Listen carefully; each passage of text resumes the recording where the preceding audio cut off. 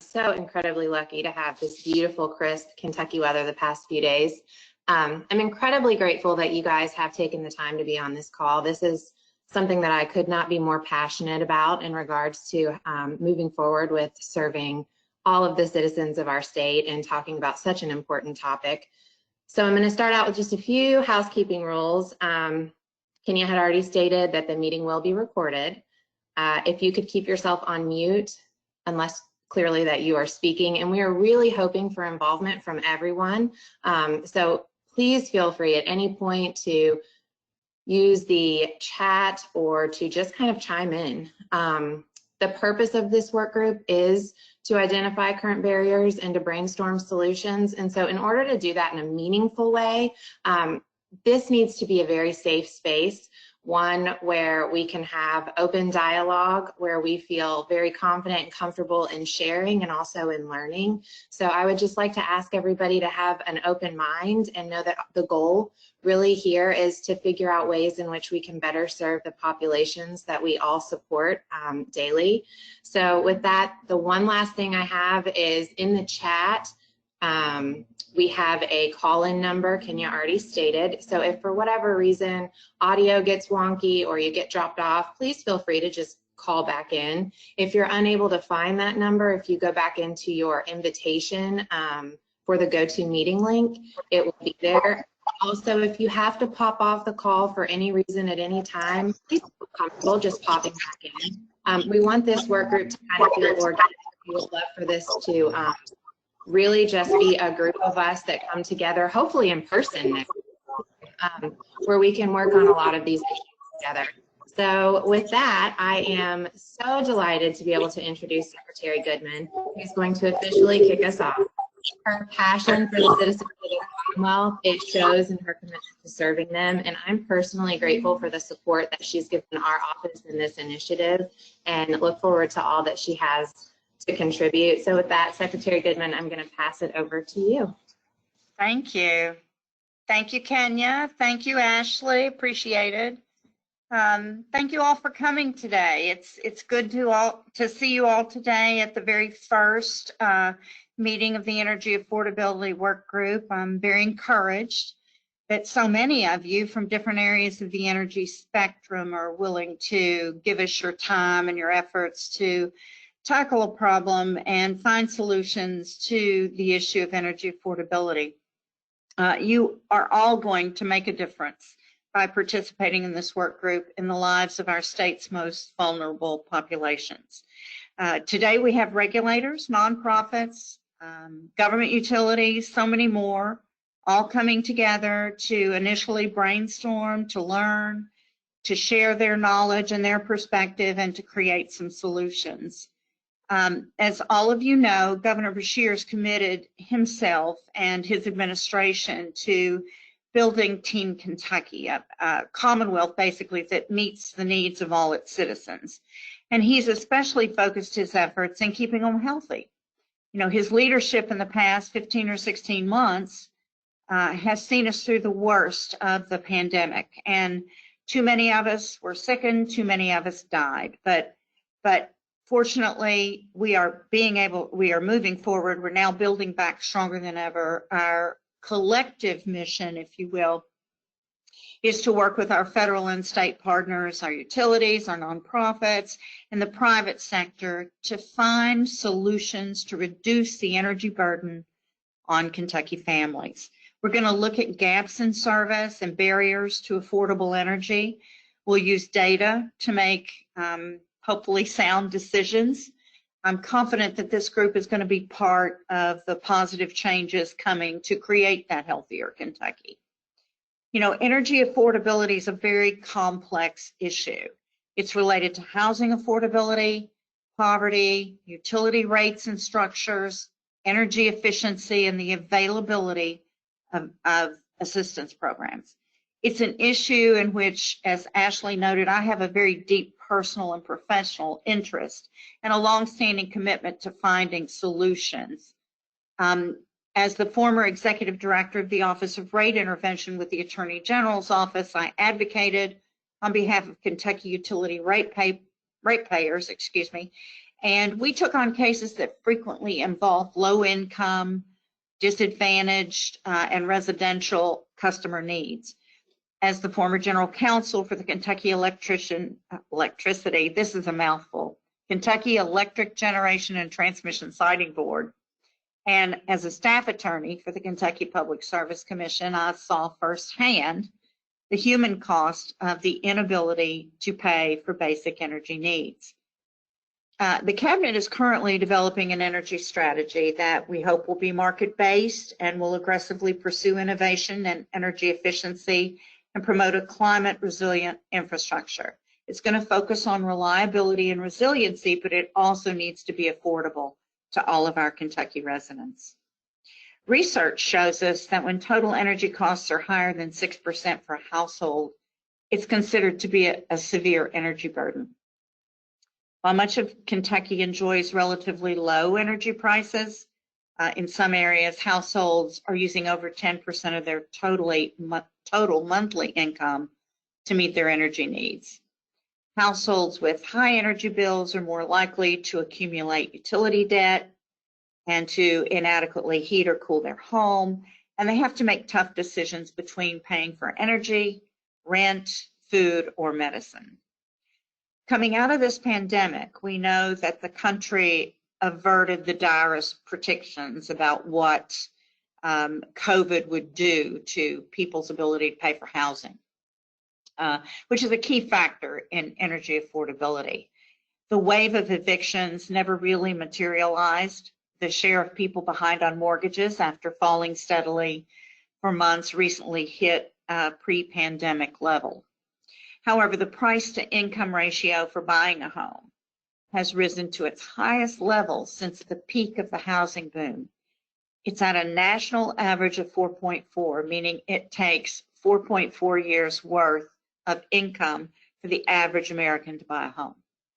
In the early 2000s, that ratio was closer to 3 years for most of the country.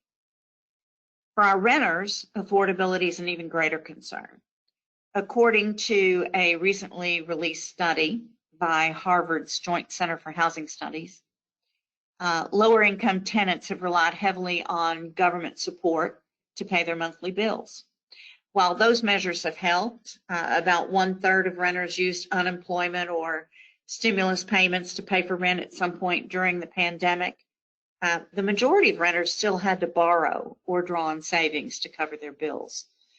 The report notes that 46% of renters currently spend about 1/3 of their income on housing, and about 24% spend more than half. And about 17% of renters were still behind on rent by this spring. Job losses and pandemic-related business closures left many families unable to pay for rent over the past year and made them very reliant on a patchy federal eviction moratorium. The figures get worse when we look at communities of color. Almost 1/3 of African American households, 20% of Hispanic households, and about 18% of Asian households were behind on rent during the pandemic. That compares to just 11% of white households.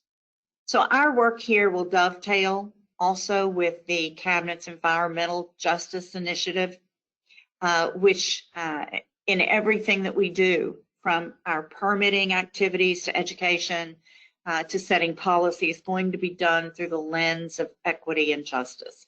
It's going to leverage the new Office of Energy Policy, Energy Affordability webpage, which you're going to hear more about later, including its tool that identifies communities that need our attention. The site also provides a comprehensive network of resources to help locate affordable housing and to get utility bill assistance. It will provide educational resources and helpful tips to reduce energy costs in the home. It's going to be very useful, and we hope you ask questions about it and make good use of it.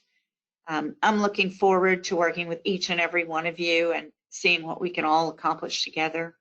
My sincere thanks for being willing to give us your time and your expertise in order to help us tackle what's going to be a really huge lift for us, but it's a necessary lift, and it's something that we have to devote our best to. So I'm very proud to say that Kenya, through the Office of Energy Policy, and Ashley have tackled this with some real gusto. They have some great ideas, and they're looking for some really great input from you all as well. So thank you again very much for being here and for participating today. And I look forward to meeting you all in person the next time. Thank you.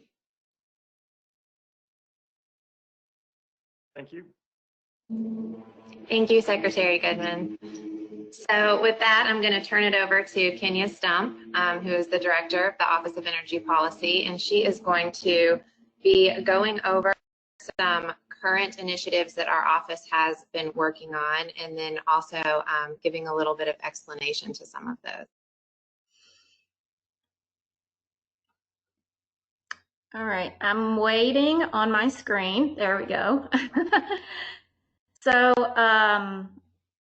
I'm here to do a little bit of level setting for those of you unfamiliar with our office. I'll go through briefly what our office is and what we do at the Office of Energy Policy.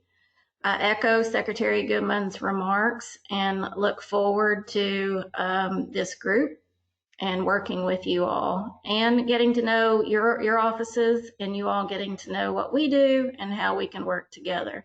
So let's just dive in. I'm here to do energy affordability, what I'm calling level setting today.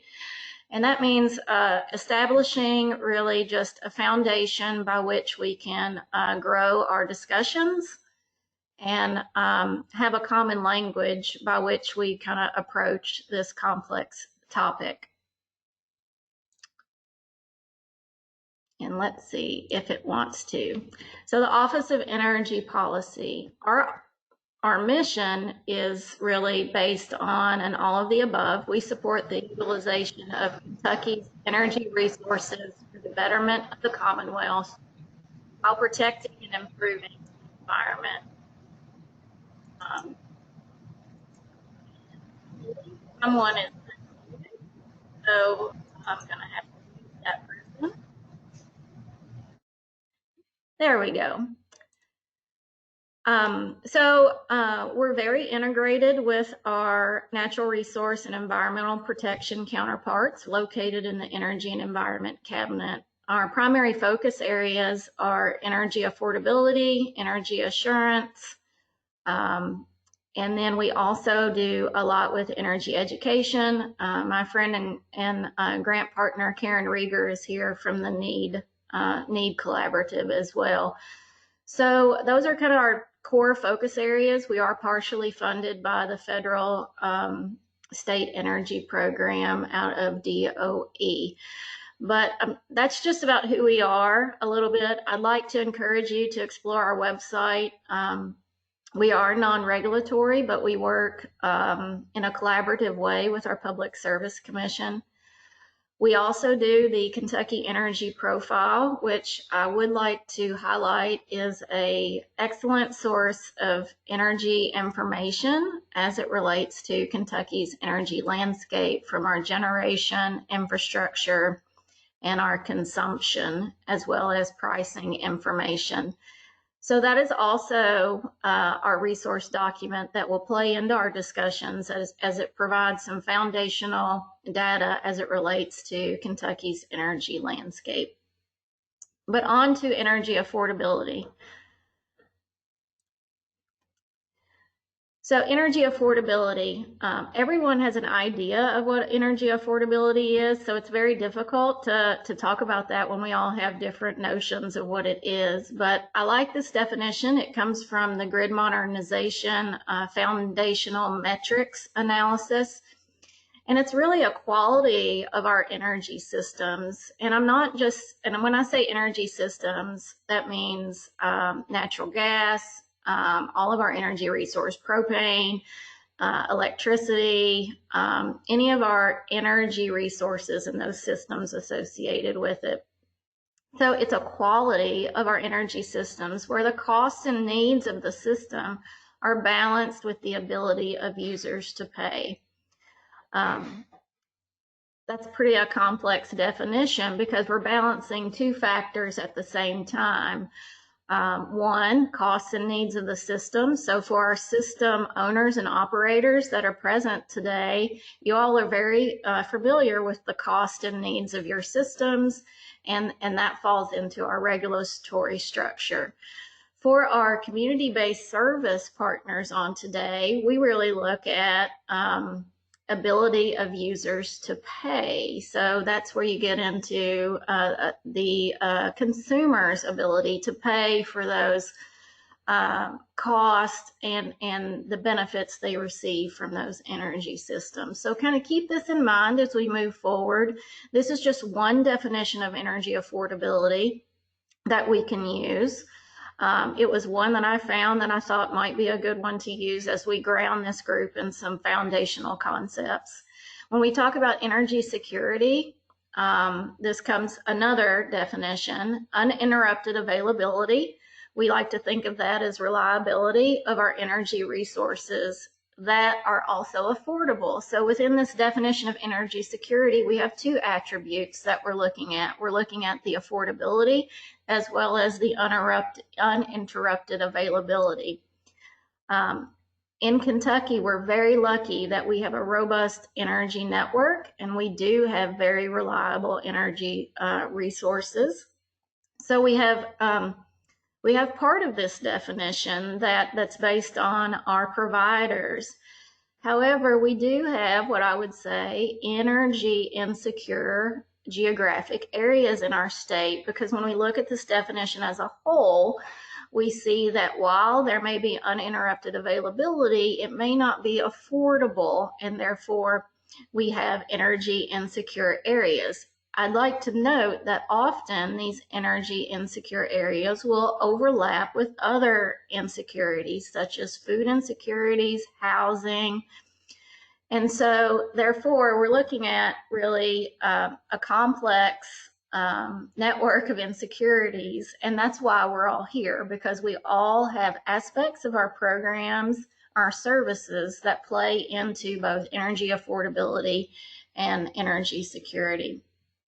I would like to note that when we look at energy insecurity, we do see it oftentimes, and I say we, here at the Energy Office, we do see it as part of the foundation for our citizens to realize their potential as members of society. Energy provides for the basic needs such as comfort, heat, cooling,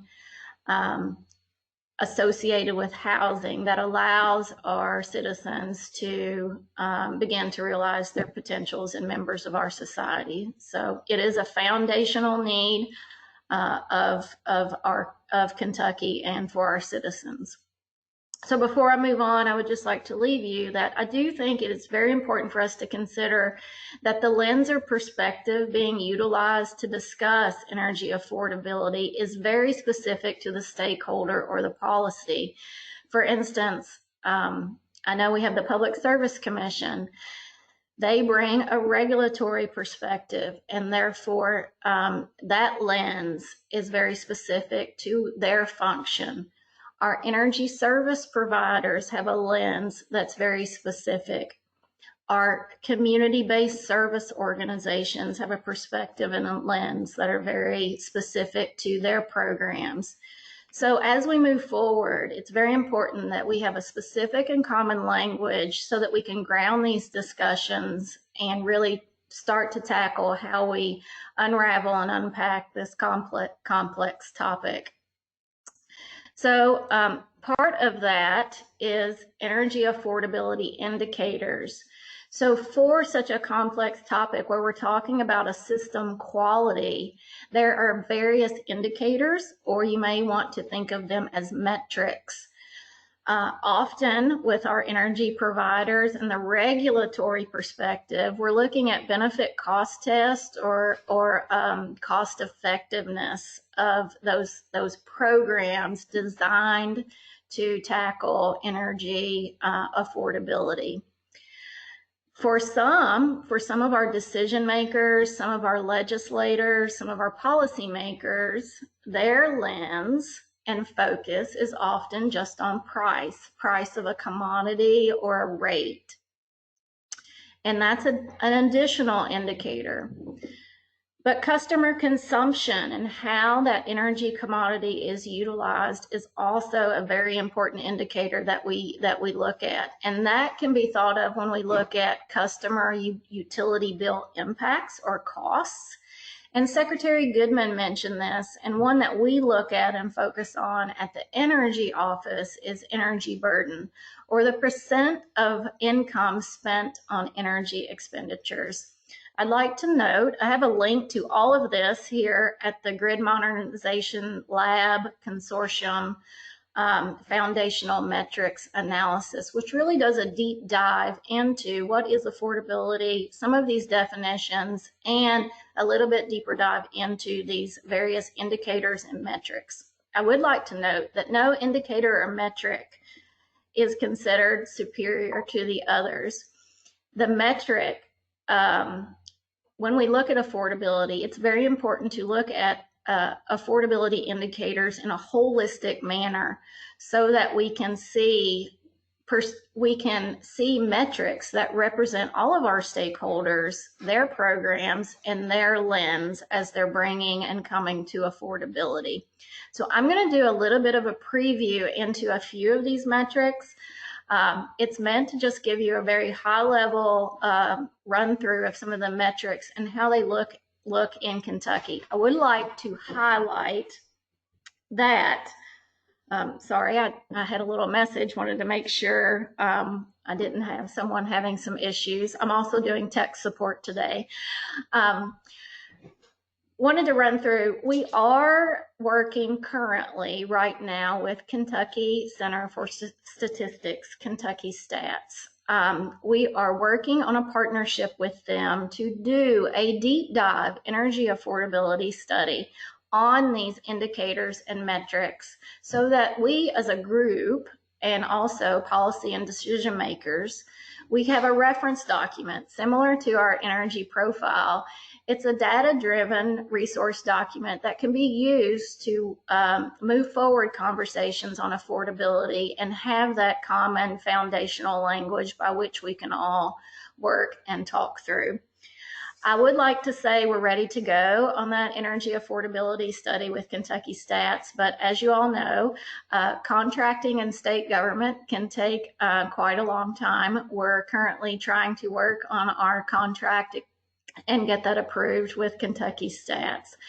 We'll make sure that, Ashley will make sure that we notify all of our stakeholders today and any other parties when we get that contract in place and begin work on that. We do expect that would be a year-long project, and Kentucky Stats will both have a, if you haven't been to Kentucky Stats' website, they do really great energy, well, not energy, but they just do great data visualizations and interactive dashboards. So we're really excited about that project. I can't say it's a done deal yet, but I am optimistic that that contract will move forward, and it will also help this group move forward as we start this work. So let's do a little bit deeper dive. So price, everybody likes to talk about price. This is from EIA.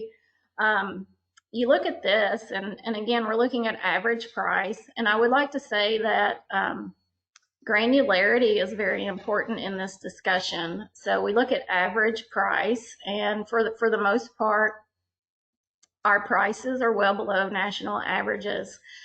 Now, we do see geographic differences across the state with price, but again, price as one indicator, you could say, well, we don't really have a lot of issues with price just based on this one indicator alone, but it's an average, right, for the entire state. This comes from the LEAD tool. I'm very excited about the DOE LEAD tool. This is average annual energy costs. And here we're looking nationwide, and you can see Kentucky's about middle of the pack on average energy costs.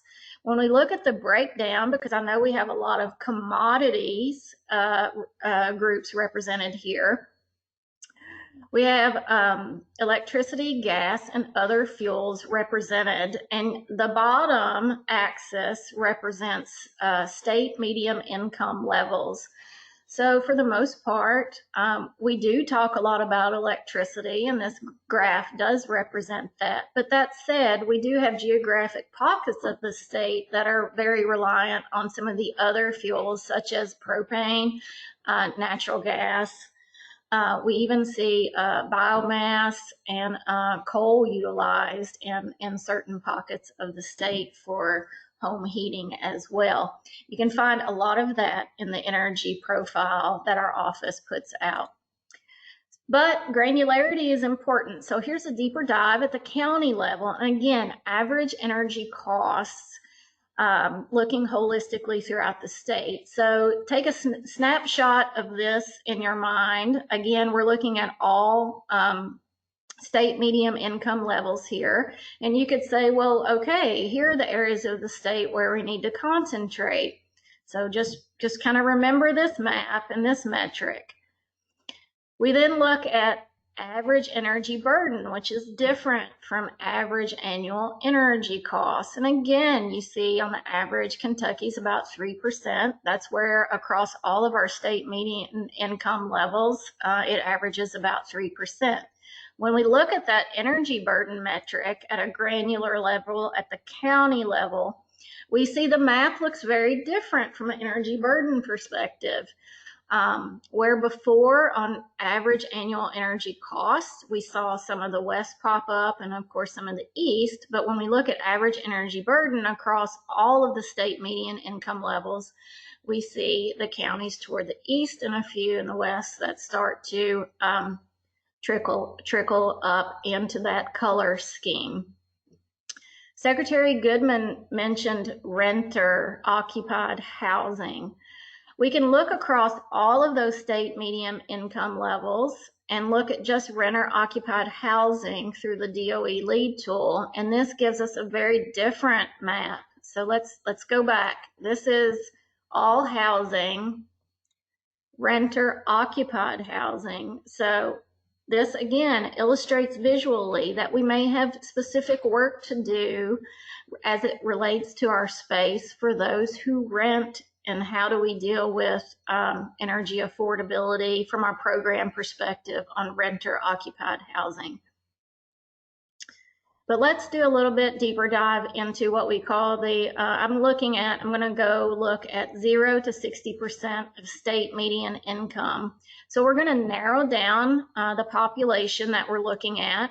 And here we're looking at 0 to 60% of state median income energy burden. So remember, across all income levels, we were at 3% energy burden average.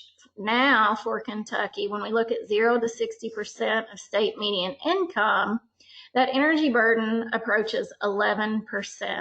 So we went from 3% to 11% on average for this segment of our population.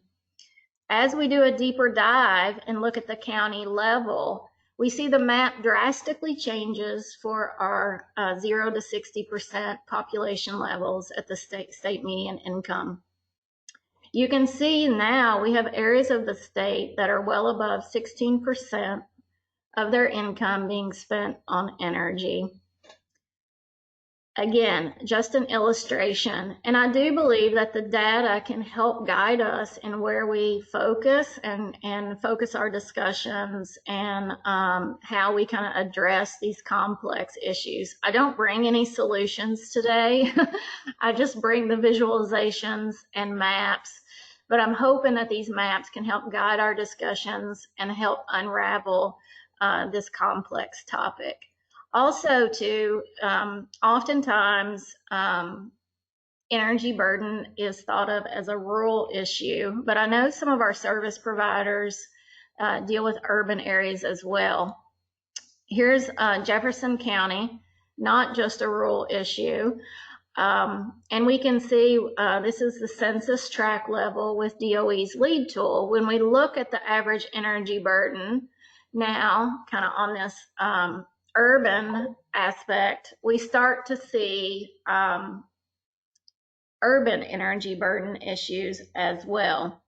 So not just a rural issue, we have urban issues as well. And finally, for my utility and regulator friends that are on today, I'm just going to do one illustration of cost effectiveness metric. My utility friends that are on, and Karen Wilson with the PSC, they're very versed in cost effectiveness, cost benefit tests. This is a different metric. We're looking at program administrator costs of saving electricity. So this is just one way we look at cost effectiveness. So what does it cost to actually save electricity? This metric does help you look at various types of efficiency programs, compare efficiency options. And I would like to say that this metric that I'm using today comes from the Lawrence Berkeley National Lab, has a whole series of papers on what does it cost to actually save electricity. And this may just illustrate one of the issues we're going to have to talk about as a group. When we look at what does it cost to save electricity, low income programs cost significantly more to administer in order to save that extra kilowatt of electricity. I'm not, this chart is not meant to blame or do anything like that. It's just a fact that it's harder to reach, and that's why we're all here. It's harder to reach, it's harder to implement, and it's harder to get that extra kilowatt hour saved when we're looking at programs that are targeted to low income. We are fortunate, our Public Service Commission, and I do not speak for the Public Service Commission, but I do read their orders. They still and do encourage utility low income programs, even though oftentimes those programs struggle to even have a one-to-one cost benefit ratio, which is why this work group is important, because no one partner alone is responsible for energy affordability in the state. It's going to take all of us working together to figure out pathways moving forward. So you all know that I can ramble on quite a bit. So it's just some final thoughts as we move forward. Really excited to hear some impact statements from some of our partners and the discussion ahead. But energy affordability is complex. It does span multiple areas, as Secretary Goodman indicated: income, housing, rates, and more importantly, consumption behaviors. Multiple insecurities do overlap in a geographic area. This in and of itself indicates that there is a need for a community-wide focus spanning multiple programs. And it really is going to take us working together and sharing information collaboratively, which is why we're very excited about the Kentucky Stats project and that foundational energy affordability study. And again, as we move forward, language is very important when it comes to affordability. I've heard some people only talk about price or the rate or how much it costs. And even if you say, well, how much does it cost? That in and of itself is complex. So language is important, and we have to look holistically across all indicators when we're looking at this quality of our energy system. So I think affordability is very complex in that we're talking about a quality rather than a quantification. There's no one quantification that we can look at for energy affordability. So we're talking about, we have a quality of a system issue in some areas of our state, and therefore we have to look at it through multiple perspectives, multiple lenses, multiple indicators to really understand the whole picture, so that we can then begin to really do a little bit deeper dive into how do we start problem solving. So that was a little bit, I took a little bit longer, but Ashley knows I can ramble on when I get excited about things. I'm leaving you with my contact information. You can always get to me. via email and any other way that you can find me. Always find me through Ashley as well. Very excited to have you today. I'm going to be providing tech support for the rest of the day. You may not hear me chime in as much. Very excited to hear the impact statements and the discussion that ensues. So Ashley, it's back to you. Thank you, Kenya. I am so grateful to be working alongside Kenya in this work. Her ability to access data and to be able to explain it in a way that is really useful has just been so beneficial in my learning in this area. Before we get to our impact statements, I wanted to kind of go through, I had sent out a survey to you all. If you had the opportunity to fill it out, thank you so very much. If not, please, after this is over, go back in and fill it out. I think for me, what I hope this group to be is led by you all. We have this beautifully diverse group of people on this call coming from all different sectors, and I think working in silos is typically what we're used to. It's a safe space, it's more comfortable, but breaking down those silos is how we are absolutely going to move forward on identifying gaps. And I think that what we're going to find is that most of us are experiencing the same challenges, even though we are tackling the issue from different angles. And if we're able to come together as a united front with some things in this group that makes sense to everyone and come up with some, I am so sorry, they are mowing outside my door. Perfect timing. If we are able to come together and work on topics, and this group allows us to come as a united front with such a diverse group of people, I think we can really make a huge impact towards solving some of the issues we're facing. Kenya, can you do a thing for me to share my screen?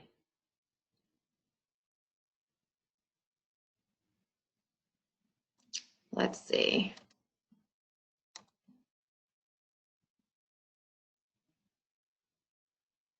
Okay, let me figure out how to not shut. Oh no, I don't want to leave the meeting. That would not be good. Okay. Can you all see my screen? We can see your screen, Ashley. So yes. Fantastic. Okay, so the survey that was sent out just asked a few questions. I didn't want to bombard anyone by any means, but I think just to give everyone on this call an idea, this is a beautifully represented group. We have, and I know that there's more government. I can tell you for myself, I didn't fill out the survey, so, and I don't think that Kenya did either. So I think by the time we receive some more responses, it's going to be very well diversified between the three groups of government, nonprofit, and private sector, which I don't think that we could ask for anything better than that. I did want to gauge the people that are participating, what your all's organization is a part of, and what you all do in regards to serving vulnerable populations. And I mean, I was pleasantly surprised to see that the organizations included in this group and who you all chose to forward these invites to are really the people that we need here to move this forward. So you can see 84% of people stated that their organization does in fact serve energy burdened and vulnerable populations. Over half do advise on policy. They create programs and have the ability to impact in that manner. 85% of those that responded to the survey and are also on the call stated that their organization has the ability to educate. That is a huge part of this equation. Over half of who are on the call are statewide and the rest are regional. And then just close to 50% of organizations that are participating on this call collect and have access to data on energy usage. This is also so impactful because, as Kenya has stated a few times, we have every intention of going into this partnership with Kentucky Stats, and the more data that we have access to, the better outcomes that we can share with everyone to make informed decisions. I just have a few more things I'm going to share, and then I'm going to turn it over to some partners that we have on this call. So I had a few questions just to see where you all felt that we could really do some good work together, and areas that you feel knowledge can be shared, maybe areas that you feel you would like to share with other people on the call, and also places where you would like to learn so that we can really start moving the needle. And it looks as though the majority of areas that we had started off just kind of as a baseline do in fact kind of hit home for most of you. So 85% stated that this group could be valuable in creating an agreed upon definition of energy affordability. And as Kenya stated a few times, language is so important. And I don't know that in this topic, our state has a universal language. And so that could be a really impactful place to start, to make sure that we are all speaking the same language when we use definitions such as energy affordability. Next, data sharing and collection. So 71% stated that this could be valuable, and this is something that we're moving forward with, but we absolutely want to share where we go with this, but we also want input from you all as to what data we need to be looking for, how we can work with Kentucky Stats. Is there something that we're missing that we need to be collecting that we're not? Is there a specific type of data that your organization could use to make better informed policy, or, you know, better spend grant dollars or dollars that you have accessible for programs? We want to know what it is that you all need so that we can help provide that for you. Next, identifying programs across the state that serve vulnerable populations. So maybe just having a resource guide. Identifying ways to learn from the communities we serve, 92%. Discussing policy that could support reducing energy burden, 71% of you all stated that that could be valuable, and developing new programs or enhancing the ones that already exist. I should have also put in there identifying gaps and how to close those, but 85%. So I really feel like we are all in agreement that this is a topic that is important and is going to require all of us. I would like to ask that if there is something that is not on this list that you feel should be, please send me an email. Again, the goal is not that our office is guiding the discussions of this group, but that our office is just providing sort of the meeting space for us to come together so that it can be led by everyone here.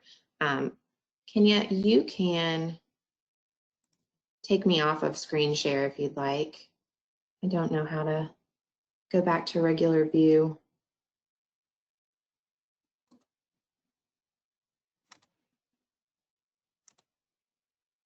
Okay. So with that, I'm incredibly grateful that we have some of the best nonprofit organizations in our state, and had the opportunity to talk in great depth with many people across the state that do amazing work to support our vulnerable populations. And I could not be more grateful that people have taken the time out of their day to educate me.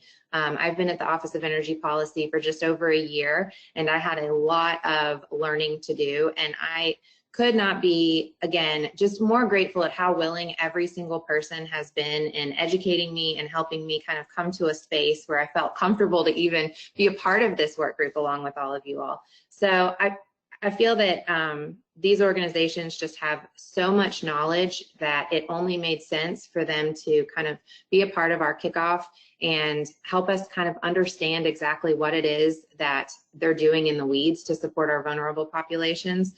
So I'm going to go ahead and introduce Hal Good and Ellen Leake. They are both with Community Action Kentucky, and Hal is the Executive Director of Community Action, and Ellen is the CSBG Program Director. I had the opportunity to speak to both of these individuals this past week, and their passion came through in a way that I just cannot even express, and I'm so excited that you all are going to have the opportunity to hear from them. So with that, I'm going to mute myself, and then Kenya, if you wouldn't mind putting Hal in presenter mode so Yes, he can. I believe Hal, you're now able to present. You can click the screen share button, and if you have something to share, can share your screen.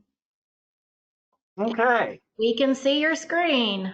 Can you see the screen? You see that Yes. screen? But I need you to see my PowerPoint screen. And we can see it now. Okay, awesome. Well, I hope everybody is doing well today. And Ashley, it is our pleasure to be here on behalf of Community Action and working with the Energy Group. Ellen and I have been putting some information together, but you know, when we shared with Ashley last week, I was looking at the email list and I said, well, heck, I know some of these folks.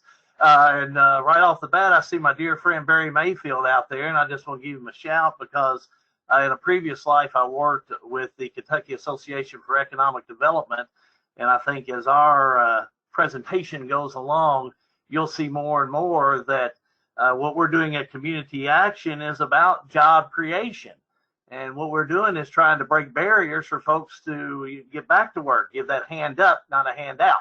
And sometimes that's necessary to be able to get someone back to work. And you'll see some of Ellen's number. But Barry, I wanted to recognize you. You and I have been through some battles together, and tell my good friend Rodney Hitch hello.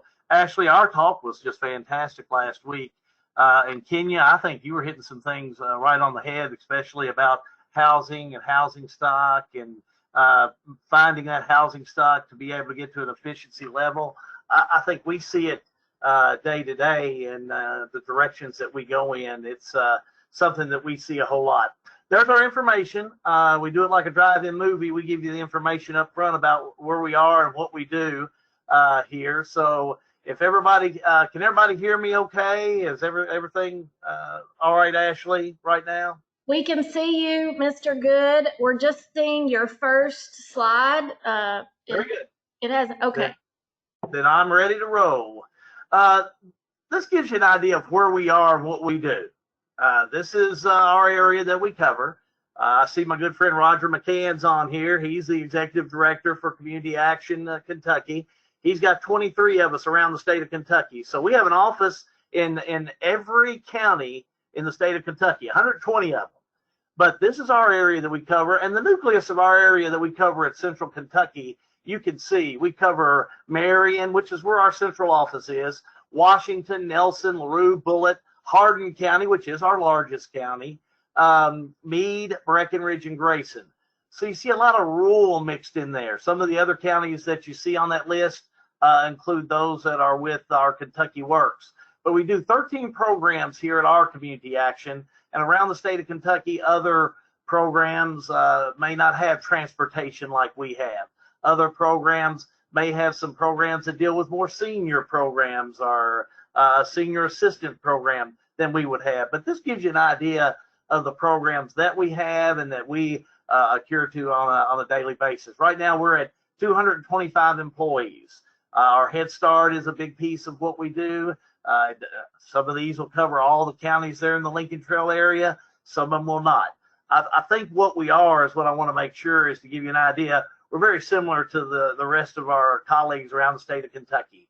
We all try and do different programs. We're either helping our seniors, we're either helping our kiddos, or we're helping those that fall in the middle that we're talking about today that may need that little bit of assistance getting an electric bill paid so they can pay a repair bill to an automobile.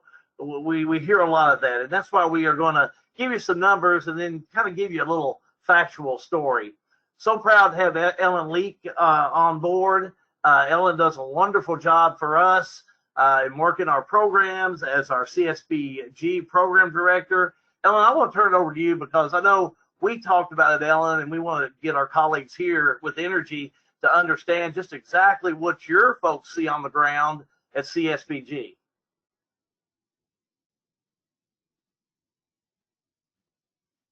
Okay, I can't hear her. Do I need to let her in, or is she okay? She's here, but Ellen, I see you're unmuted, but we're not hearing you.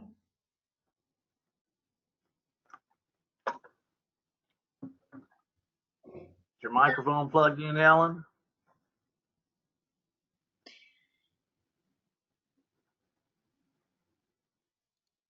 If we're unable to solve it this way, maybe Ellen could call in from the telephone and then we could hear. Ellen, if you can't get your microphone, she's about 30 seconds away. Why don't you come in here and I'll let you have my chair and we'll do it the old-fashioned way. When the green light is on and it's working, we'll just do that. You want to try it again, Ellen? Yeah, just come to my office. So we're gonna make shift here. You know, that's Hey, that's what they usually do in live radio and live TV, you know, and it's And all live. it wouldn't be a virtual meeting, right? It would be a virtual meeting, you know. I don't know if I can keep my cat under my desk. I'll be doing okay. But we want to start out with some of these numbers, and while Ellen's making her way in, go ahead, Roger. I know you were going to say something. Hell, I was going to say while she's running down the hall, if I was going to put money on which of you had had technical difficulties, I would have said Ellen would have sailed through. So I would have lost my bet today. I'm glad I didn't wager on this.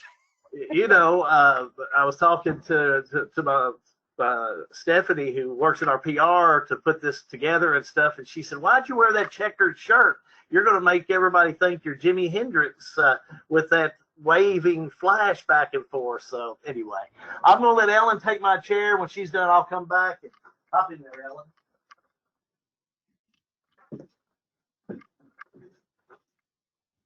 Good morning. So we took some statistics and we lumped them together according to program for Central Kentucky Community Action. So starting July 1, we had summer programs for Energy Start, and we've gone all the way through summer, fall, our winter crisis, and our spring subsidy, which hasn't ended. So you can see that we've taken 16,291 applications. We've done that through COVID with people walking to the door, dropping off documents, emailing, as virtual as possible, and now we've reopened our doors. So a referral to us is really like a self walk-in person who in turn receives a service. So you can see the dollar amount that we spent out and have issued to our vendors for LIHEAP, Winter Care, Warm Hearts, Winter Help, TVA, and Sharing the Warm are donated dollars through our energy groups. Our Healthy at Home Energy, 972 applications. Other emergency energy programs, 820 applications. That could include CSBG dollars, help from Tri-County United Way, our local governments who donate dollars to us to spend to help our clients that come in. And then we'll move to the next screen. These are other programs that we also operate. Healthy at Home Water, 772 applications. Rental and mortgage assistance, 1,155 applications. Other assistance would include clothes closets, food banks, daycare payments or daycare subsidy or registration fees through employment dollars, internet fees, scholarships for students to move on to college to continue their education, employments.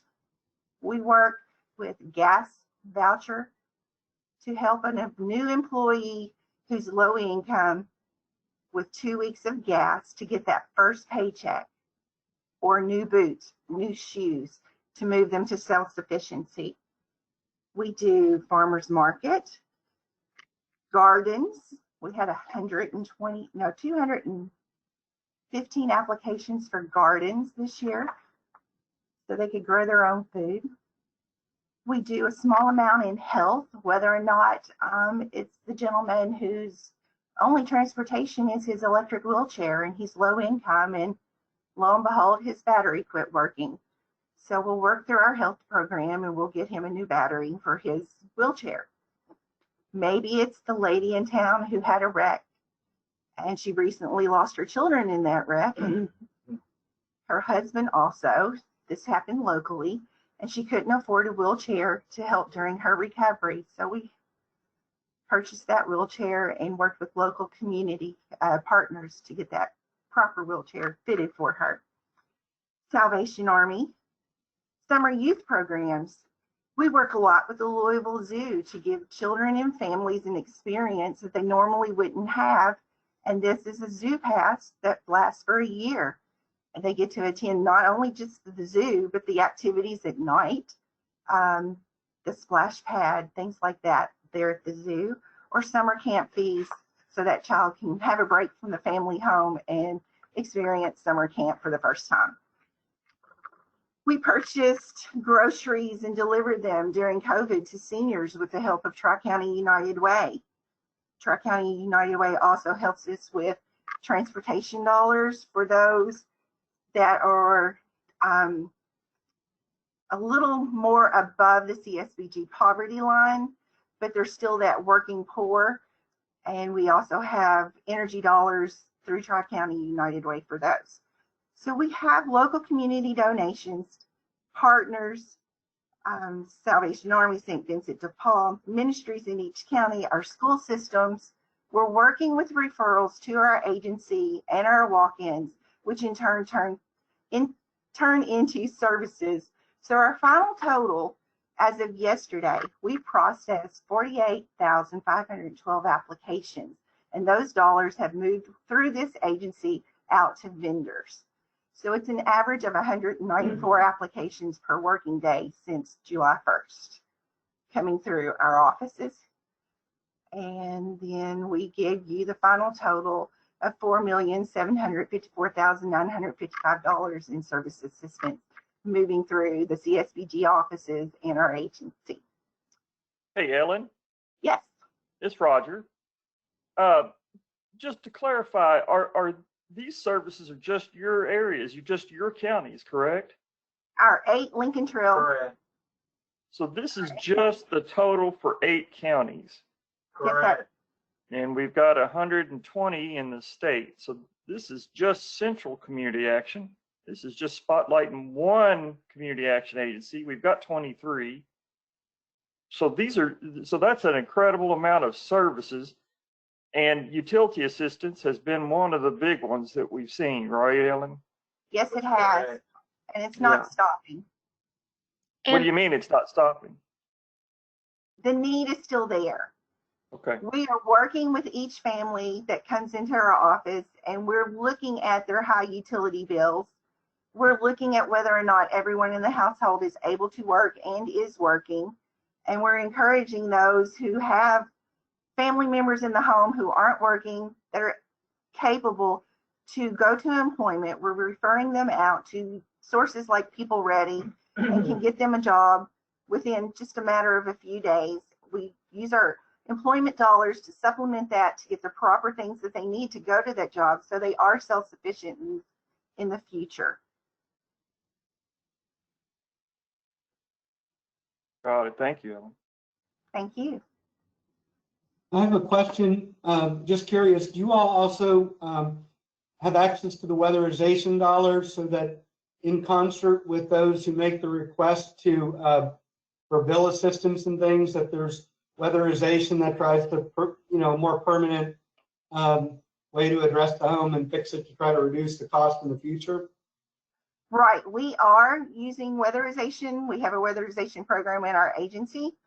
And our CSBG staff look at the bills and the number of times that a family has returned for utility assistance, and we encourage them to apply for the weatherization services. That's awesome. On that, Roger, this is Kenya. I thought I heard one time, and thank you, Andrew, for bringing up that point about weatherization. That's a good point. Before we get into a little bit more personal impact, Roger, I thought I heard, and you can correct me if I'm wrong, of those that apply for weatherization, some get turned away because they don't even, their homes aren't even qualifying for the weatherization. Is that correct? Because I think that's an important part here of eventually we're going to get to talking about barriers. And I thought at one point you said out of every 3 applicants, 2 are turned away because they can't even qualify either the quality of their housing or for some other reason. Is that true, Roger? Could you just highlight that a little bit? Sure, that's absolutely true. And I know Hal's going to, I know Hal and Ellen will switch out here in a minute, and Hal's going to talk a little bit about weatherization for them. But yes, weatherization, and this is something that I'm really happy that y'all have put this together to work on energy policy. And I think there was a comment you made earlier in it saying that energy affordability, it's not just a Kentucky problem. I've got my counterparts in other states and Michigan and things like that that are seeing some of the same problems. But I'm glad have this opportunity to talk about this. Weatherization is a fantastic program. It puts that long-term investment in that household. It might be multi-families that move through that household, but that insulation stays, right? If you can lower that. And we work really well with our utilities, in partnership on it. But there are some issues that we need to address in weatherization. One of those is the deferrals, the walkaways. So weatherization is a DOE program. It is focused on, people think, oh, you're going to do a home renovation and it's the move the bus and we put new carpet. No, that's not what weatherization is. Weatherization is a very specific set of measures that are allowed, and there is a very specific set of software and return on investment that is applied to those homes. You go in and you look at it and say, well, no, you can't do windows in Kentucky. It's not cold enough nor hot enough, right? So up north they can do it. So we have a limited set of what we can do. We have to do return on investment. But what DOE says is that if there's a hole in the roof, you can't use money to repair the house. If there is, we go into homes that has raw sewage pouring out from the from the pipes underneath the house. Weatherization rules say, no, you can't weatherize that home. So there are no dollars to fix the hole in the roof, the broken window, those types of things.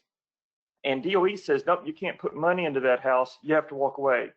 And on average, it's a little bit higher than 2 walkaways for every 1 completion. And like you showed on your map, it's disparate. You urban areas and rural areas and I call it in Kentucky, we have rural areas, we have urban areas, and we have mountain areas. And it depends. And I have executive directors say, come with me, I'll put you in a 4x4 and we'll go up the mountain and I'll show you some homes. And we can't weatherize them. And we have some in there. Hal sent me some pictures a couple years ago of a home that was just covered in black mold inside.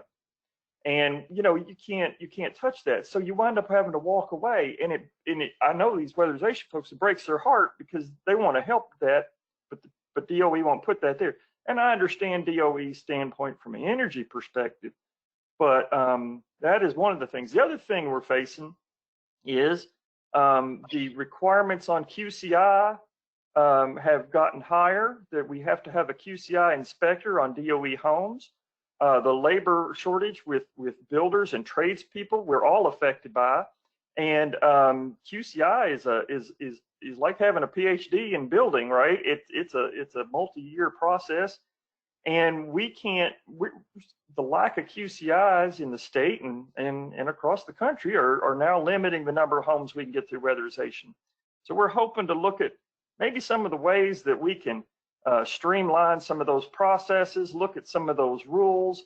And I'll tell you, I'm working with some of my folks in other states and a group of us even talking about meeting with DOE and trying to. So I'm thrilled to death that that here in Kentucky we have such an initiative to look at all these things, and I'm thrilled to death to be on it. But back to the answer, yes, absolutely right. That housing stock in some places is so poor we cannot use DOE dollars to weatherize it. And Roger, I really appreciate that. I didn't want to hijack Hal, your impact story, because I really do think it is about the people impacts. But Roger, that's exactly what this group is for. We're here to you identified 2 obstacles, and we're here to figure out ways that we can tackle it as a group and holistically. Yeah. We're going to be meeting with DOE as well, and you can bet we'll bring this up as a topic, because if there are things that need to happen at the federal weatherization program, then we're going to have to tackle that as well. So with that, Roger, I just want to say I heard you, I took the notes down, and that's what we're here for. So, and on that, for our other partners that are on, be thinking about the same thing. Roger was very open and honest. He knows where the problems are. He knows what the issues are. We've got to be able to bring those up and talk in a way that we can figure out creative ways for us to kind of tackle this issue. If it was easy, we wouldn't have those maps, right? If it was easy, we wouldn't have those maps. So we're here to tackle the tough issue that it is. So with that, Hal, I'm turning it back to you because I don't want to hijack your impact story. And we'll bring Ellen back in here. Ellen, I brought you a chair over here. Now, Roger and I had talked about some of this, and that's why we wanted to bring the weatherization in. But everything that you all have said while I sit there is absolutely right. Even the walkaways that we talk about here, I had wrote down the number, but over the past 2 years, even in COVID-19 here in our area, we had 60. So we averaged about 30 a year that we had to turn away. So that's a big deal in our area. One thing when we were talking to Ashley, and one thing we wanted to do was really do a testimony from someone that during this COVID was able to find out about not only community action, but the weatherization piece that we share so much. And that person is Patricia Baker. Now, I just want to tell you, she reached out to me. Twice she called me and wanted to talk to me. So a lot of times when you call twice, you think, oh no, I got a problem here. But it was a really enjoyable conversation. And I had my public relations person put this together this past week, Stephanie Talbert, and go and talk to Patricia and find out more about Patricia, because when she had called me, she lives in Washington County, and Washington County is about 12,000 people. She lives on a little road called Brush Grove Road. Brush Grove Road is a suburb of Willisburg. So Willisburg is a small town. Brush Grove Road is rural. We're talking about rural central Kentucky is where she lived. And she had a number of problems, but the thing that she had shared with me that I could share is that she'd just gone through a divorce, had financial struggles. Her monthly income, it just decreased dramatically, had health issues. She lost her job of 13 years. She had exhausted all of her short-term and long-term disability benefits. She turned to us when she didn't know what she was going to do. As a matter of fact, when she called our office, we found out she called our office. She just wanted us to recommend a good handyman who could come and not charge her an arm and a leg, is what she told me, to help around the house. And she said she didn't have a whole lot of money to be able to do a large amount of work within her house to get it done. But we took her through the application process. We did that in November of 2020, returned it to the office the next day. She reported a team member came and looked at her house. That was in December of 2020. She was contacted January 11th, 2021. She was approved for weatherization services. They began that following day. And most of the work was really completed in 4 days. Final inspection was in March. I was told the master bathtub was sealed better. There was a hole discovered in the master bedroom wall that our guys just discovered. And they sealed that, and all that work was completed in no more than a day. Our folks found out that there were neighborhood cats getting under the house, tearing the insulation off. And our weatherization team, they hunted the whole house to help find out if there were leaks or if there was anything else that we could do to help Miss Baker in her situation. She said they explained COVID procedures to her, how it would work. Our group did everything in a respectful fashion. She said they worked hard every day and they wouldn't even take a glass of sweet tea, she said. I couldn't figure that one out, and I'm going to talk to David Lindsay, our program director. I mean, he indicated to me that the duct sealing was performed in her house because the whole home itself was not air sealed. I think our group came in, they changed the lighting. They came in, they were able to change, put the safety piece in with the smoke detectors, the carbon monoxide detector. That was all installed within the home itself because, health and safety. We preach that. A vapor barrier was installed. This gives you an idea just under the house, where the cats that got in and tore away the insulation. We were able to come in and put that vapor barrier installed to prevent moisture from entering the crawl space. And again, from Miss Baker's standpoint, the work on this project went well. Now, from a standpoint of what we look at from what we do, I look at it, in her first month, she was able to save $20 a month. we're talking about somebody on a fixed income. I've already shared with you the situation she's been in. Whether it's on Brush Grove Road in Washington County or Dixie Highway in Elizabethtown. You know, we all know Hardin County is probably over 100,000 people. In our area, we want to be able to make sure that they are able to have something with this energy cost that goes along with it. Miss Baker was able to save $20 a month. Now, sometimes that doesn't sound like much, but boy, to her, it was a whole lot. She was able to have better temperatures at her home. Just look at some of the things she said. It increased her confidence. I mean, when we're doing things like that for things that we're doing to save energy, you know, we're doing the business part, but look at the other stuff we're doing. We're making it safer for her grandchildren when they visit. Sometimes, you know, the things we're doing when we're doing in business are going to come into play what we do with our everyday piece. And then, you know, she sent this letter talking about the whole process. And I mean, handwritten letter, you know, talking about how she was able to find out, you know, about community action and the weatherization program and what we do. But now she's found out more. She's found out about LIHEAP. She's found out about our transportation to where if she does get a job, we could give her transportation to work. We work within that end. Naturally, we do a majority of healthcare within that piece, but we use that piece to take people to work back and forth. And it's come into play very well for us in Central Kentucky. We've been very blessed with a lot of manufacturing jobs, but some of our folks, if a car breaks down, $1,500 is a lot of money to fix it. We can give them that ride to work. Ellen's team can work with them. You don't get your first paycheck for 2 weeks when you start at some of these manufacturers, but you know, we can maybe give them enough money for gas to get them to work, to get them started where they get the first check, or as Ellen said, shoes or boots or anything like that we work with. So this is my last slide. We really do help people help themselves. And I think within that weatherization piece, you guys hit all the high notes on what I wanted to say, because we're here to work with weatherization, to make it work together and to make it work on the ground. And that's really where we are in effect. Do you have anything else, Ellen? Be glad to answer any questions, or if there's any dialogue, we'd be glad to provide that for you. Well, Hal, this is Kenya. You know, Ashley knows I'm always going to chime in, and those of you who don't know me will know I always chime in. I think you bring up a very good point for this group, is that there are non-energy benefits that occur when we look at the programs and services that we provide.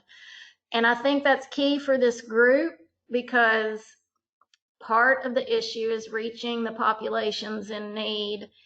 And that may be, we have to work together with unconventional partners, like you said, information at the farmers market or at the food banks or at public health departments, because there are non-energy benefits that occur when people participate in our energy programs.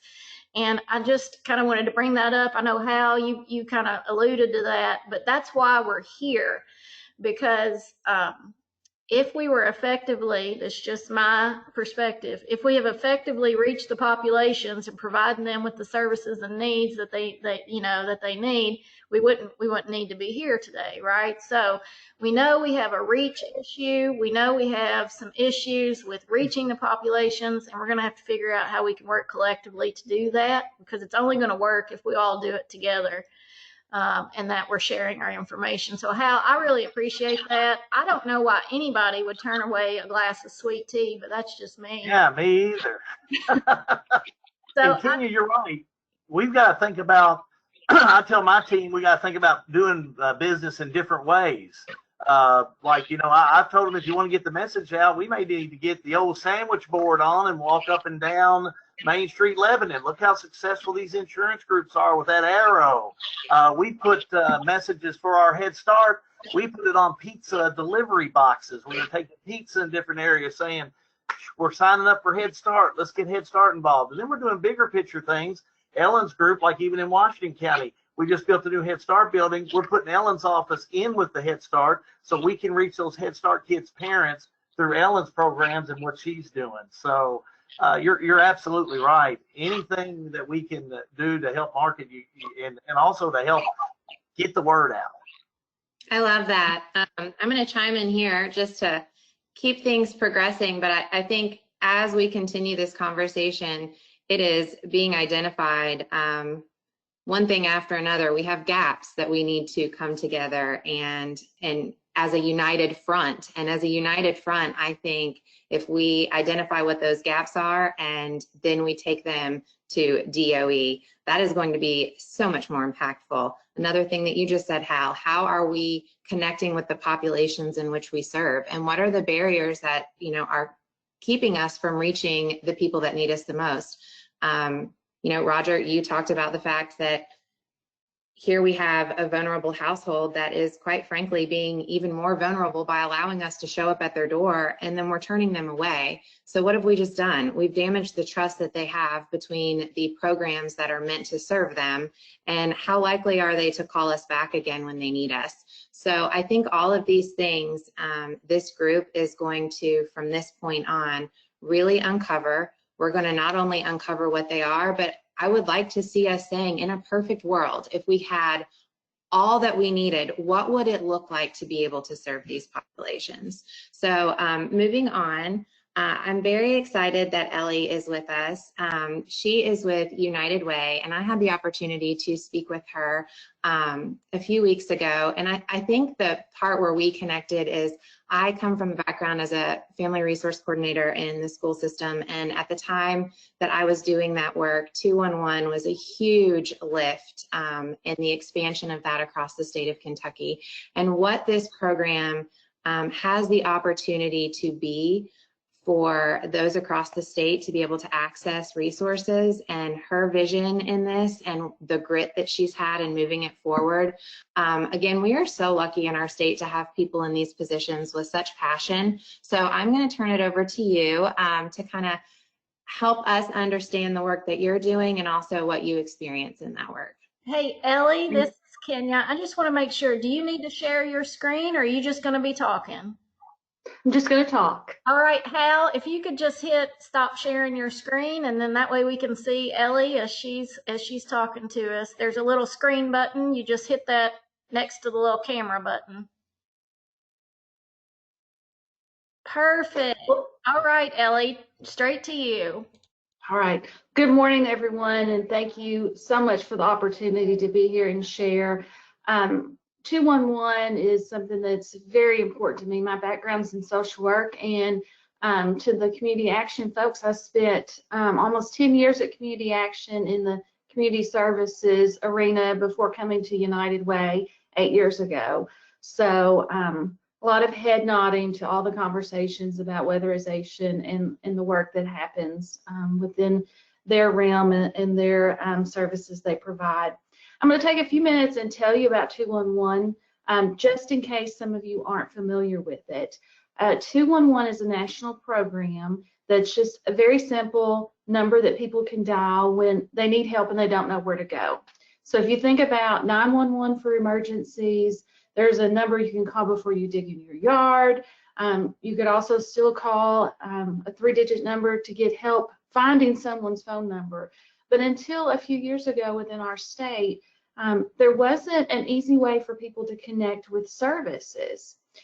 We are getting ready to celebrate our 5th year of providing this service to Southern Kentucky. But prior to that, our state had a 40% coverage with 211, which included Louisville, Lexington, and Northern Kentucky. The folks who lived in that area were able to dial 211 and get connected with the resources in their community. As time has grown and evolved, I'm so thankful that now in our state, thanks to our governor, we have full coverage in all of our counties, and this just happened within the last year of COVID. So we're very thankful that anybody in our state can dial 211 and get help. So what does that really mean, and how does that impact this conversation and what we're talking about? So as we started our work in 211, we really didn't know what it would look like and what the needs were that were going to come to the surface for us. But it became very clear right away that utility assistance was the #1 reason and service people were looking for. So I'm going to give you some stats, but then I also want to talk to you about some of the faces and some of the people that we've worked with. So in 2018, in Warren County, which is our largest county, we serve 10 counties of the Barren River area. So we're in South Central Kentucky, and Warren County and Bowling Green is our largest area. In 2018, 64% of the people who called us had a utility need. Well over half of our calls were because someone didn't know how they were going to pay their utility bill. In 2019, when you look at our entire area, almost 60% of the calls were because someone didn't know how they were going to pay their utility bill and they needed utility assistance. That to me is a huge statement to us, and the needs varied, in which I'll tell you a little bit about some of the needs in a few minutes.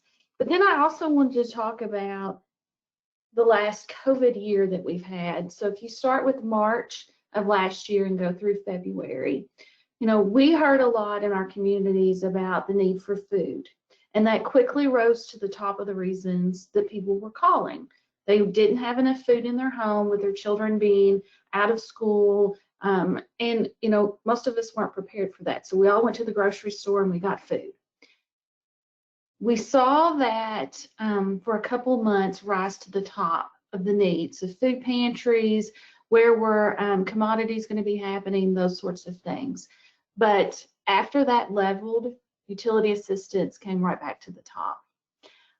We know that housing and utilities play a role together, but even with the needs for rent or mortgage assistance, it was still utilities. And during a year of all those different needs, about 30% of the people calling us were calling because of utility assistance. And during this time, Community Action had lots of funding to help with heating assistance or home energy. And so some people didn't call us because they knew that's where they could go. So that 30%, a lot of those folks probably had never had to ask for help before, and we were connecting them. The top 5 agencies, when I look at where we were referring people, Community Action was number 1. Then we have a local community welfare center, number 2, and primarily they were also doing utility assistance. And then we got into some of our religious organizations that were still providing that kind of help. Call volume was out the roof for us. We experienced triple the volume, and on some days even had a quadruple number of callers coming in. It leveled off as unemployment was coming into play, as funding was available for families. We saw that level off, and we saw our call volume level off with that also. However, we're seeing call volume go back up, and we're seeing the calls for utility assistance to go back up. We actually were talking the other day about where could we find fans or air conditioners for folks who have that need. And that's an unmet need in our community. So you can talk about the conversations when people call and you hear those stories from them. What I want you to hear today is that it's a big picture. When people call us, we try to make sure that it's not just about the reason they called. So this month, I'm having trouble paying my utility bill. Okay, what happened this month? And how can we help you to be able to pay your bill next month? What needs to change? So there are a lot of things that go into play. So I want to tell you about a couple of the folks that we've talked to Ellie, in the last year. Yes. Ellie, yeah. Hey, sorry. Before you really get into that, I just have one clarifying question. When you say utility, are you including, is that water, sewer, electric, gas? So I just want to, oftentimes in my world, I hear utility, you just think of electric, but that could include water service, sewer, gas, electricity. Yes, but I'm going to tell you that 90 to 95% of the time, it's about electricity, propane, gas. Okay. Yeah. Water, because water is, the bills aren't as high. For the most part, those have not been a high need. But I do think you bring up a good point. It's something Secretary Goodman's interested in. We do have a water energy nexus too, and we have certain areas of the state where we're going to have to work on both of those. So really glad you clarified that, and I'll let you get back to your impact. Thank you. Okay. So I want to tell you a little bit about some of our calls. We received a call from a 79-year-old female who was asking for help with her electric bill. As we talked to her, we found out that a few weeks prior, her identity had been stolen and they drained her checking account. She had never been late paying her bills and really didn't know how she was going to be able to or what to do. She'd been living off peanut butter and crackers for the last week, just trying to get to her next Social Security payment. Her son and her spouse had both passed away, so there was really nobody available. There was nobody here to help her. So we did a lot of different things for her. We connected her with our agency on aging and independent living to try to get her a caseworker to get her signed up for Meals on Wheels. We also gave her information on Kentucky legal aid because her identity had been stolen, and being able to pay her bills was just one piece of how she was impacted. But also connecting her with those services and those dollars that were available. You know, she is a person that had never been late paying her bills. And I believe with all my heart, the utility company would not have shut her off for not being able to pay her bill with her history. But for her, it was an emergency and it was a crisis, and she needed to be connected with resources. So we were able to do all those things. She was able to get additional services, and she's one of those who called back and said thank you. So we don't always get that, but I think it's good for us all to hear that people are so thankful when they can get the help that they need. Then I'll move to a 48-year-old male who had worked every day of his life. He had done everything he needed to get by.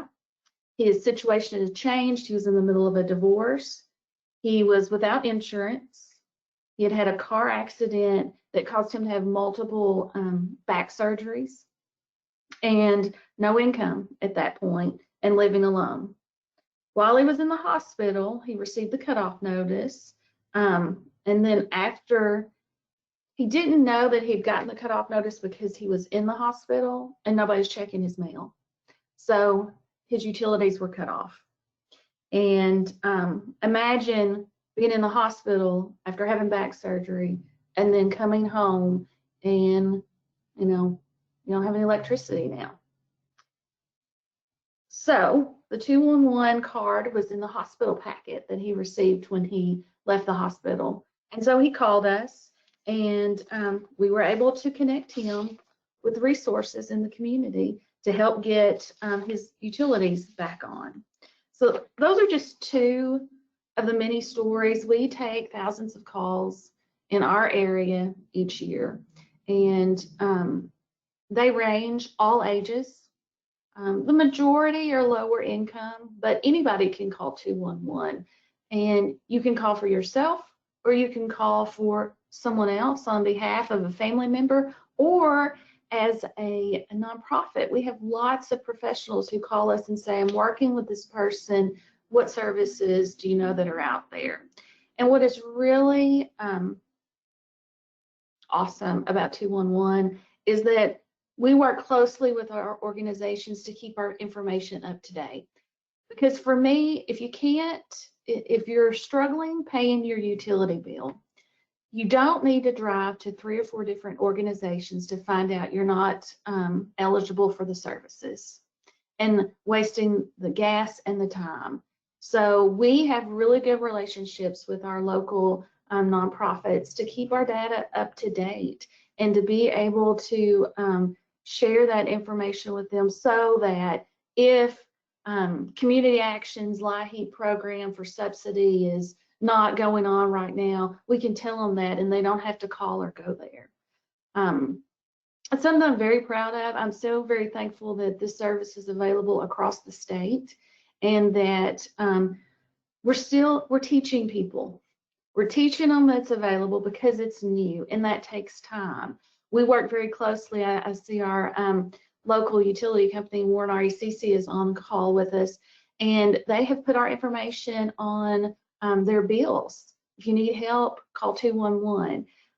It's just about sharing that information to help people. So I feel like we can bring lots of statistics and some stories to humanize it for us all, because when you do this every day and you're hearing, we sometimes lose the stories, and it's just about the numbers for us. But these are real people who are experiencing a traumatic time for themselves. So I'll end with that. I don't know if anybody has any questions or not. I do, Ellie. Of course I do, but then I know our utilities and maybe some others want to chime in. I think what you've reminded me is that, sorry,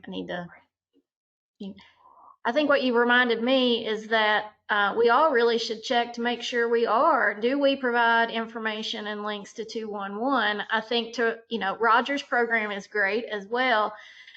We all can't just send everybody to one place, right? And then also too, the fact that they have overlapping needs. In your conversations with someone about one problem, you may find that they need connections to another problem as well. So that's a good takeaway that I have, to make sure that we're all directing to the resources and your resources. I do think it's also interesting that Roger's program was #1, but we also had local programs that within our religious organizations or our very local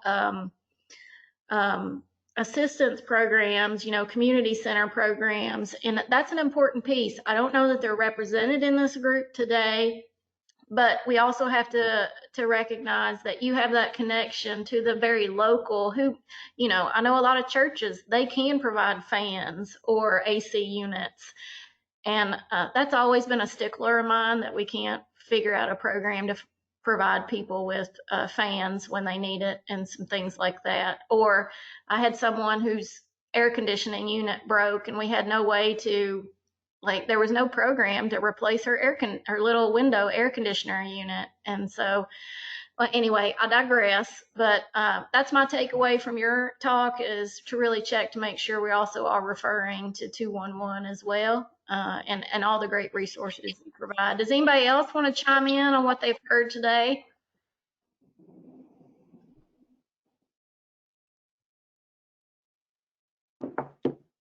Kenya, I wanted to make one comment.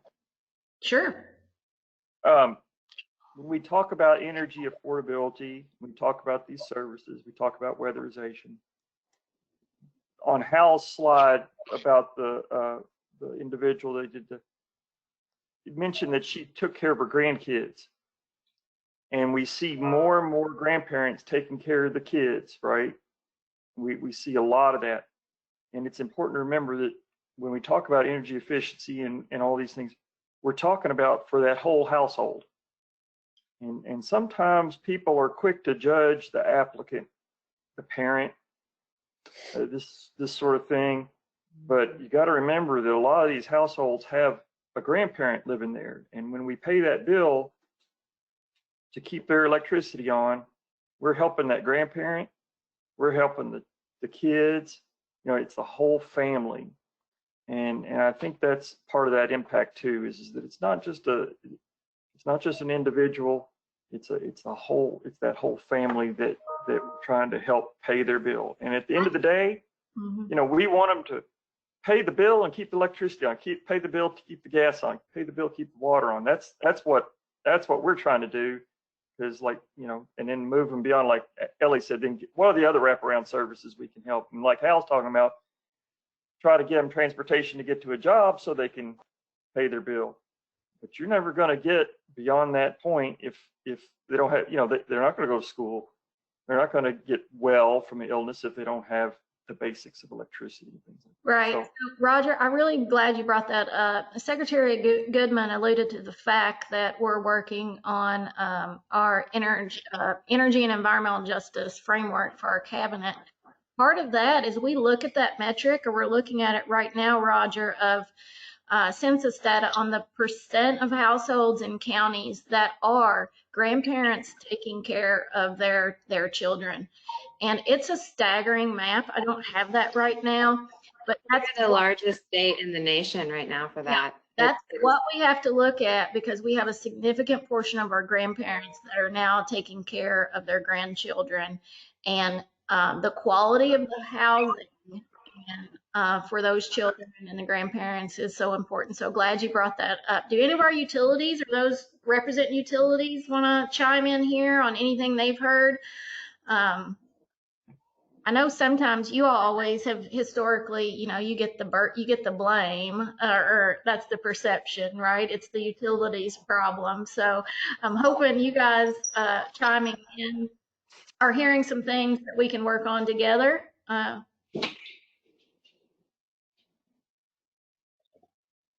Yeah, good morning. It's Linda Rumpke from Columbia Gas. Thanks for having us this morning. Learning a lot of things, and I can see where we can build on this foundation. I know myself and our peer utilities have been doing a lot of personal outreach, just picking up the phone, calling to make our customers aware of all of the different assistance programs that are available. And sometimes, just like the stories we're hearing today, these are people that have never, ever asked for assistance. And so helping them overcome that social stigma is critical, and that those personal phone calls really have made a difference. So I'm looking forward to not only working with the group to see how we can do that even more efficiently, but just ensuring that we're tapping into all of those resources and making these newly vulnerable customers aware of just really what's out there for them. So thank you again for hosting us. Yeah, thanks, Linda. I just wanted to also chime in on a different note. I had the pleasure of working with some of the Columbia Gas folks on, you all have this is a side note, a pollinator program that's very impressive. And I was at the pollinator stakeholder meeting. So it's very good to have you here. Loved hearing about your pollinator programs, and love having you here so that we can kind of tackle, it's not just electricity, but we need to do it on our gas as well. So thank you, Linda, for joining us. Anybody else want to chime in?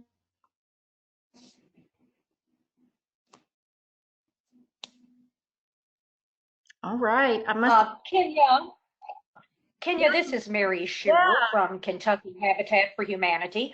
I appreciate all the comments that have been made, and I certainly understand and believe in those as well. So as far as those that are on the call here, I feel that there are many ways that we all are on the same page and understand what so many of our Kentucky adults and children are going through. One thing that always holds us back is just the funding. I mean, to be able to really do and provide what needs to be done in this Commonwealth, it's going to take funding. And I think I am a huge believer that voices and people coming together with the same vision of everybody, a vision of everyone having a decent place to live. We've got to advocate and change the minds and the hearts of those that are controlling the purse strings in our state capital. I yesterday was on the KCO website looking at the ARPA funds that are coming into every county in this Commonwealth. And some of the amount, it's incredible. And I'm wondering to myself, well, what resources are there to help that could plug into those? What is the need there? What are they going to do with that money? Because ARPA and the CARES Act were great, Kenya, as far as helping those with rental assistance, their utilities, as well as now homeowners with back mortgage payments. But what Kentucky needs is simple, decent, affordable home solutions. And a lot of that is new construction or critical home repairs.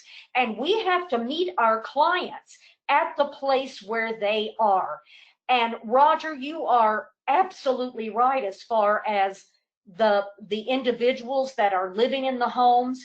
A lot of times they are more of a senior age, whether they are still nursing a husband or on their own or their grandchildren, but sometimes they're afraid to reach out. Will someone come and look at my home and say that it should be condemned, that it should not be living here?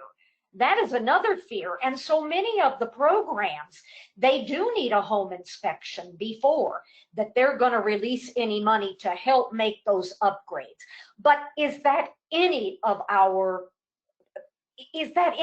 choice? Because the alternative is that someone does not have any sort of place to live with some sort of semblance of walls on the side and a roof over their head. We have got to meet them, and I cannot tell you the projects that Kentucky Habitat and our 35 affiliates have done where anyone else to walk in there would say, this is not worth it. We're going to be wasting our money. But where else are our Kentucky citizens going to go? On the street? And that's not going to cost more to have someone on the street with the health issues, the sanitary issues, food issues, all of those issues that all of us are so aware of. So I would say if there is a way, to reach out to our state legislature and try to reach out in our counties to say and sit in front of our county leaders, how is this money going to be used? Where is it going to go? We need permanent solutions for the crises that we have here in this Commonwealth. And, we know that low-income people are living in homes that are substandard, that are going to have higher energy costs, whether that's electricity, gas, if they even have it, heat, cooling, indoor plumbing, because so many do not, and they are making do without. I'm just ashamed and embarrassed, and we've got to come together and change the hearts and minds of those that are making the decision. Well, thank you. I'll get off the soapbox. No, Mary, we're so appreciative to having Habitat part of this discussion, and you raise a very good point. Your go-to item that you're saying that we need to do, that's why this group is together, is that we're going to have to figure out how do we have that united voice on these important topics as a group as it relates to affordability. The other issue I'd like to let everyone know is, in full transparency, our office does fund Habitat. We're working through our state energy program funding to work with affordable housing organizations on energy programs. Habitat was able to get HERS training for their staff, and as well as to offer Energy Star appliance upgrades on their packages. Another agency we work with is Housing Development Alliance in Eastern Kentucky. They're actually getting Energy Star certification on all their new affordable housing units, as well as Energy Star upgrades on their appliance packages. They also are training those who are in recovery on construction and energy efficient techniques and putting those people coming out of recovery into work on building affordable housing. So we're very interested in this space of affordable housing, working with our affordable housing organizations. We also know there are federal regulatory issues we're going to have to address that Roger mentioned. We know that there's messaging and united kind of messaging and understanding we're going to have to work on collectively, and that's why we're here. We're coming up on the 15-minute mark before we end, so I want to make sure I transition over to Ashley Runyon so that she can bring us back in again while we're here. But it was important to hear the impact stories and level set, give you all something to think about so that we can go back and really start talking about where are our barriers, what are we going to have to do to make it happen. We can't keep doing what we're doing. That's kind of the definition of insanity. If we keep doing what we're doing and the problem's not fixed, it's going to drive us crazy. So I think this is a good group, but you're going to have some homework. I expect you all to work. We're not going to just get on and talk every day or every month or whenever we meet. We're going to have to work. We're going to have things we're going to have to work on. And that's why, luckily, that's why I have Ashley to do that, so that I don't have to tell you all how to work. And give you all homework. So Ashley, I'm going to turn it over to you to kind of wrap us up, bring us home these last 15 minutes. Yeah, absolutely. First, I'm so encouraged by basically the sharing of everyone's perspective.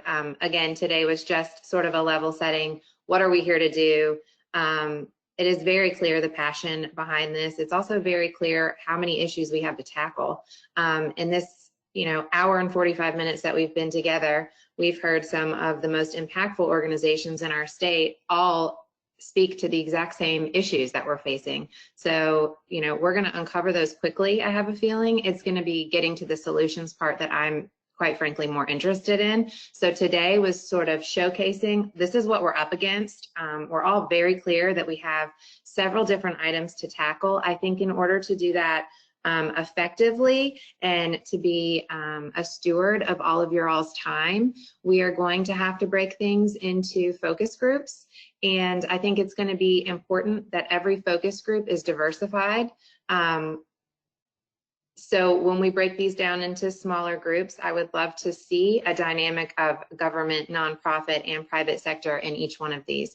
I would love to see someone that has a lot of information to bring to the table, and also someone that feels they have a lot to learn, because those that have a lot to learn in an area may have a way in which they can tackle these issues that they didn't even realize. I would love to bring the focus groups back together to educate the larger group. And quite frankly, by the end of this, and if we decide to continue, because this is not an issue that's going to go away, I feel that this group has a strong enough influence that we can come together with some recommendations to those that have the ability to decide where dollars are going and how they're being spent. And programs, let's tackle breaking apart programs that have been in existence for years and years and years. And it's time to go back to the drawing board and say, that's not working anymore. This is what we need. We need critical repairs for housing. We need, XYZ. There's no way to tackle energy affordability without getting to the root. So thank you again for being here. After today, I will be reaching out to all of you all with a survey. If you did not complete the survey going into this group and would like to go back and do that, I would really appreciate it. All of the information that I received from you guys is not going in one ear and out the other. It is truly what is going to be used to drive this group and what we choose to put our time into. As I've heard today, it seems as though data sharing would make sense as a focus group, education, how we're reaching populations, specifically resource gaps is a huge one, policy recommendations, and then potentially when we have created all of this, coming back together and putting together an energy affordability guide that is more of a universal document that could be a living document. That will help as, those that are in positions to do things in this work ebb and flow out of those positions. There will be, a nice universal document. So I will be sending out another survey, and this one, it would be fantastic if you could reply to. It's going to ask how often you guys would like to meet. It's going to ask what focus groups you would like to be a part of. It will also kind of explain what will be expected should you decide to participate in one of those focus groups. If you've been on this call today and you think, gosh, this is work that I really want to be a part of, but I'm kind of maxed out right now, and you can think of someone else in your organization that, would be good in place of you, please don't just step away. Try to put someone in your place, because everyone represented here was selected for a reason. And if you reached out to me, it's equally as important because you have a passion and commitment to this work. Lastly, if you thought of a group, an organization, someone that is missing from this table that you feel should be representative, please, this is meant to encompass everyone. And so the intent is not to exclude anyone from the table. Lastly, I would like to ask that as we move forward and we start to begin to trust one another in the fact that this is solely for the purpose of, the betterment of the people and the citizens of our state that we're serving, that we kind of take those regular shields we have on when we come to these type of work groups. These are difficult topics. They're going to come with difficult solutions. They're going to be inclusive of all of us, and it's going to have some pain points, and we're going to have to move through those in order to really get to the other side. So if anybody has any last questions, comments, remarks, hopefully the next time we get together, there will be a lot less of myself speaking and a lot more of the engagement of everyone from the group. That is the intent. So yes, with that, I'm going to say goodbye and leave it open to any questions or last moment comments before we close out. Yeah, I just want to echo what Ashley said. Thank you all very much. Hopefully next time you won't hear me speaking as much and I get to listen and not do tech support. Hopefully we'll be in person for the next time. But in the meantime, we will have this recording. It will be posted. I will send out my presentation, make sure we have the presentations. Your homework is really to complete the survey and start thinking about, like Ashley said, in the perfect world, if we could solve it, like what needs to be done, right? And then what's your barrier from your lens and your perspective? None of us are the sole solver of energy affordability, but we all bring a valuable perspective to the conversation, and we all have barriers that we're going to need to address, whether it be data, regulatory, policy, anything in between. So I'm going to turn it over. Last minute comments. Ashley and I are pausing for anybody that would like to speak or would like to have a voice in this space before we end the meeting.